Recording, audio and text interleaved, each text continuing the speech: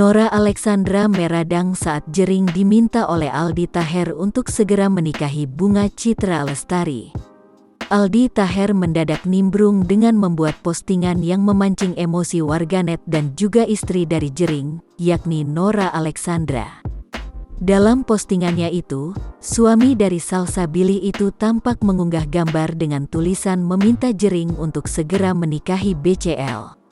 Gimana kalau bro @jerksit nikahin @Bcl Sinclair?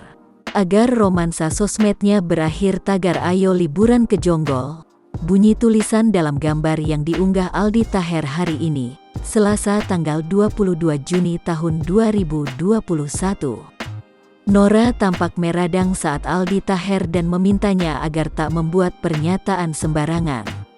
"Udah deh bang @alditaher.official nggak usah bikin statement ngawur gini," ujar Nora Alexandra dalam kolom komentar.